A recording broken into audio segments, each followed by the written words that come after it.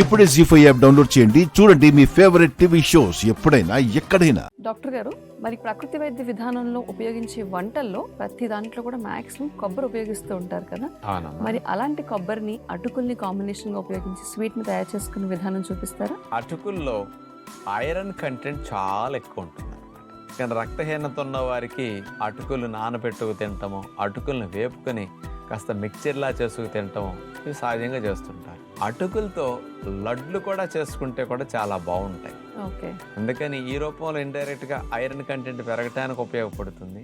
రెండవది, కొబ్బరి అనేది బాగా తెలివితేటల మేధాశక్తిని పెంచడానికి బ్రెయిన్ కి కావాల్సిన మంచి కొవ్వుల్ని అందిస్తూ ఉంటుంది అన్నమాట. అందుకని ఈ రెండిటి కాంబినేషన్ తో కనుక మనం ఉండలు చేసుకున్నాం అనుకోండి, అది కూడా హాని లేని తీపి పదార్థాలను ఉపయోగించి మనం చేసుకుంటే శరీరానికి ఇమ్యూనిటీని బూస్ట్ చేస్తూ మంచి బలాన్ని ఇస్తూ ఈ లాభాలను అందించడానికి ఈ స్వీట్ బాగా ఉపయోగపడుతుంది. అలాంటి కాంబినేషన్లో ఇది ఎలా చేసుకోవాలో చూద్దాం. అటుకులు కొబ్బరి స్వీట్ తయారు చేయడానికి కావాల్సిన పదార్థాలు: ముడి అటుకులు 1 కప్పు, కొబ్బరి తురుము 1/2 కప్పు, వేపించిన వేరుశెనగపప్పు ముక్కలు 1/2 కప్పు, తేనె 1/2 కప్పు, బాదం చిన్న ముక్కలు 2 టేబుల్ స్పూన్లు, యాలకుల పొడి కొద్దిగా. ముందుగా మనం తీసుకున్న అటుకుల్ని ఒక చిన్న పాత్రలో వేసి సిమ్లో పెట్టి సన్నశాఖ మీద దోరగా వేపించాలి. దోరగా వేపినప్పుడే మనం చేసే స్వీట్ కొద్దిగా కమ్మగా ఉండటానికి బాగుంటుంది, లేదా అటుకులు కొద్ది పచ్చి పచ్చి వాసన వచ్చి బాగోదు. కొబ్బరిని కూడా తురుముకున్నాం కదా, దాన్ని కూడా పాత్రలో వేసి సన్నశాఖ మీద ద్వారాగా కొబ్బరి కూడా పచ్చిపోయేటట్టు వేపించుకోవాలి. ఈ రెండు వేగటం వల్లే స్వీట్ కమ్మగా ఉంటుంది అనమాట. స్వీట్ కూడా ఒక 5-6 రోజులు, వారం రోజులు నిల్వ ఉండటానికి అవకాశం ఉంటుంది.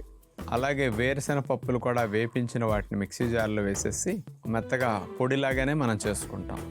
మిక్సీ జార్లో అటుకులు వేసే ముందు వాటిని మెత్తగా పౌడర్ చేసుకున్నాక అందులోనే పైన వేపించిన కొబ్బరి వేసేసి దీన్ని కూడా తిప్పితే మెత్తగా పొడుములాగా రవ్వలాగా అయిపోతుంది అనమాట.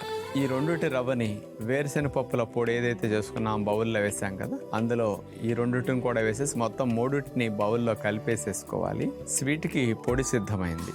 తీపి కొరకు మనం పంచదార బెల్లం ఉపయోగించకుండా తేనెను తీసుకున్నాం. ఆ తేనెను ఒక పాత్రలో వేసి కొద్దిగా వేడెక్కనివ్వాలి. ఆ వేడికి తేనె మరుగుతుంది. మరిగేసరికి కొద్దిగా నురుగు వస్తుంది అనమాట. కాసేపట్లోనే వచ్చేస్తుంది, ఎక్కువసేపు తేనె మరగక్కర్లేదు.